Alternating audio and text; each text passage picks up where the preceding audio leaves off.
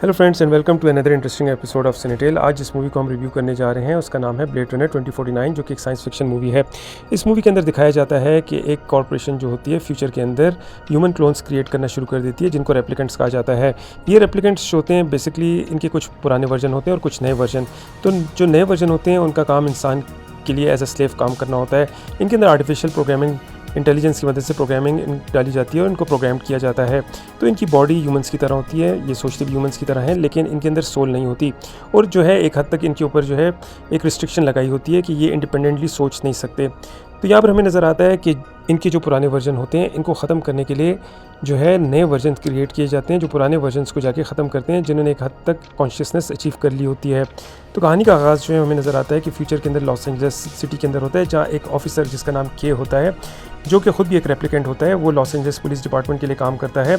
और ये एक ब्लेड रनर होता है। ब्लेड रनर का काम होता है कि पुराने जो रेप्लिकेंट्स या क्लोन्स हैं उनको ख़त्म करें, जो कि बगावत कर रहे होते हैं, जो रेबेलियन कर रहे होते हैं सिस्टम के अगेंस्ट। तो के जो है वो एक फार्मर के घर जाता है जिसका नाम सेपर होता है, और सेपर को मारने के बाद जब के निकलता है तो उसको उसके घर के बाहर दरख्त के नीचे एक बॉक्स नज़र आता है जो कि दफन हुआ होता है। तो इस बॉक्स को लेकर जब के वापस हेडक्वार्टर जाता है तो उसको पता चलता है कि ये तो मेडिकल साइंसेस के असूलों के ख़िलाफ़ है, क्योंकि इस बॉक्स के अंदर एक फ़ीमेल रेप्लिकेंट की लाश होती है, हड्डियाँ होती हैं, जिसकी मौत 30 साल पहले एक बच्चे को चाइल्ड बर्थ देते हुए होती है और जिसमें कॉम्प्लिकेशन हो चुकी होती हैं। तो ये पूरी दुनिया के लिए एक बहुत बड़ा थ्रेट बनता है, क्योंकि साइंटिफिकली ये पॉसिबल नहीं होता और ये एक मिरेकल होता है, क्योंकि रेप्लिकेंट्स कुदरती तौर पे बच्चे पैदा नहीं कर सकते। लेकिन जब ये चीज़ पता चलती है इंसानों को तो उनको लगता है कि एक बहुत बड़ा थ्रेट बन जाएगा, जहाँ से पूरा सिस्टम जो है ख़राब हो जाएगा और इंसानों और रेप्लिकेंट्स के दरमियान एक जंग हो सकती है। तो के की बॉस जो होती है जोशी, वो उसे हुक्म देती है कि वो इस बच्चे का सुराख लगाए, और यहाँ से पूरी एक एडवेंचर स्टार्ट होती है जहाँ के जो है इस बच्चे को सर्च करने के लिए निकल जाता है।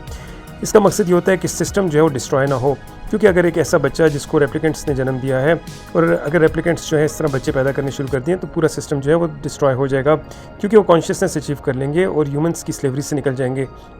एनीवेज़ के जब वापस अपने घर पहुंचता है तो उसकी इमोशनल अटैचमेंट अपनी एक होलोग्राफिक आर्टिफिशियल इंटेलिजेंस यानी जोई के साथ होती है। जोई जो है वो के को एक असल इंसान की तरह ट्रीट करती है, हालांकि वो खुद एक आर्टिफिशियल इंटेलिजेंस प्रोग्राम होता है। तो यहाँ पे के जो है उस बच्चे की तलाश की खातिर जब निकलता है तो वो वॉलिस कॉर्पोरेशन पहुँचता है। वहाँ जाके उसको मालूम होता है कि हड्डियाँ दरअसल एक फ़ीमेल यानी रेचल नाम की एक रेप्लिकेंट की थी, जो 30 साल पहले गायब हो गई। अब रेचल कि इस मेरिकल चाइल्ड को ढूंढने के लिए वो एक यतीम खाने यानी ऑर्फनेज हाउस पहुंचता है, जब वो एक साइकोलॉजिकल टेंशन से गुजरता है, क्योंकि वहाँ उसकी कुछ मेमोरीज अनलॉक हो जाती हैं, जहाँ उसको एक लकड़ी का घोड़ा मिलता है जिसको एक डेट लिखी होती है। वो अपनी मेमोरीज़ को फॉलो करते हुए जब पहुँचता है तो वहाँ पर उसको एक ये चीज़ पता चलती है कि वो एक रेप्लिकेंट नहीं बल्कि ये तो वही आर्टिफिशियल जो है वो चाइल्ड है जिसको बेसिकली जो है रेप्लिकेंट्स ने जन्म दिया था। तो यहाँ पर अब इस मेमोरी को कंफर्म करने के लिए डॉक्टर एना के पास जाता है, जो मेमोरी की एक्सपर्ट होती है और मेमोरीज़ को वेरीफाई करती है। वो उसको बताती है कि ये मेमोरी जो है वो एक आर्टिफिशियल या इम्प्लांटेड मेमोरी नहीं है, क्योंकि वेलिस कॉर्पोरेशन ने जो है इस तरह की आर्टिफिशियल मेमोरीज़ जो हैं वो क्लोन्स के दिमाग में डाली होती हैं। तो के को लगता है कि वो एक रेप्लिकेंट नहीं बल्कि वो एक वही मेरिकल चाइल्ड है जिसे रेचल ने पैदा किया था। तो यहाँ पर उसको लगता है कि वो एक ग़ुलाम नहीं है बल्कि उसका एक ख़ास वजूद है, वो अपने आप को एक ख़ास रूप में देखना शुरू कर देता है। तो सच्चाई की तलाश के लिए के जो है फिर मज़ीद आगे जाता है और अपने फादर को ढूंढने के लिए एक रेडियो एक्टिव सिटी यानी लॉस वेगस जाता है, जहाँ उसका सामना जो है एक फॉर्मर ब्लेड रनर यानी रिक के साथ होता है।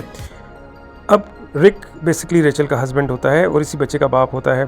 रिक जो है वो बेसिकली बच्चे की आइडेंटिटी को छुपाने के लिए 30 ईयर्स पहले खुद जो है दुनिया से अलग हो चुका होता है और आइसोलेशन में जा चुका होता है। तो यहाँ पर रिक को और के को हंट करने के लिए वेलिस कॉर्पोरेशन जो है लव के नाम से एक एजेंट को भेजती है, जो यहाँ पर आकर एक डिस्ट्रक्शन करती है और रिक को अगवा कर लेती है और के को जो है बेसिकली इंजर्ड कर लेती है।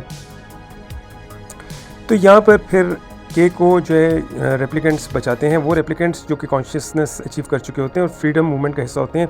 यहाँ पर वो बेसिकली इंकशाफ करते हैं कि के जो है वो असल में वो मेरिकल चाइल्ड नहीं बल्कि वो एक फ़ीमेल थी और मेल नहीं थी। तो यहाँ पे डॉक्टर एना ने जो यादें बताई थी वो जो है बेसिकली एक के को धोखा देने के लिए थी। तो यहाँ पर के दिमाग में एक बहुत बड़ा मेंटल चेंज आ जाता है, वो जान जाता है कि वो एक रियल ह्यूमन नहीं है और इसकी पैदाइश जो थी वो कोई एक मिरेकल नहीं थी बल्कि वो एक क्लोन ही है। लेकिन अब वो अपनी जान की परवाह किए बगैर रिक को बचाने के लिए वेलिस कॉर्पोरेशन से इस मिशन को अपने सर लेता है और लव का बेसिकली पीछा करता है। और फिर एक बहुत ही जो है ख़तरनाक लड़ाई होती है इनके दरमियान, जहाँ के जो है लव को मार देता है और रिक को आज़ाद कर देता है। तो मूवी के आखिर में दिखाते हैं कि जो के होता है वो रिक को ले जाता है डॉक्टर एना के पास, क्योंकि डॉक्टर एना ही असल में वही मिरेकल चाइल्ड होती है। तो यहाँ पर जो है आकर रिक जो है बाहर बर्फ़बारी में सीढ़ियों पर लेट जाता है और गिरती हुई बर्फ़ को अपने हाथ से महसूस करता है। ये बिल्कुल वही मंज़र है जो कि उसकी आर्टिफिशियल मेमोरीज़ के अंदर पहले से इम्प्लांटेड था। तो यहाँ पर उसको पता चलता है कि वो एक अजीम मकसद के लिए ही पैदा हुआ था और उसने एक अजीम मकसद के लिए सेक्रीफाइस दी। इसका सुकून से मरना यही साबित करता है कि उसने अपनी सोल को अर्न कर लिया। तो के ने साबित कर लिया कि इंसान का होना सिर्फ खून या गोश्त से ज़्यादा इंसानों के फ़ैसलों, उनके प्रिंसिपल्स पे डिपेंड करता है, उनकी सेक्रीफाइस पे डिपेंड करता है। आपके ख़्याल में क्या एक ऐसा मिशन जिसके अंदर सच्ची मोहब्बत और दर्द महसूस करने की सलाहियत हो, इसे हम इंसान कह सकते हैं? कमेंट सेक्शन में अपनी राय से ज़रूर हमें इन्फॉर्म कीजिए। Thank you for listening.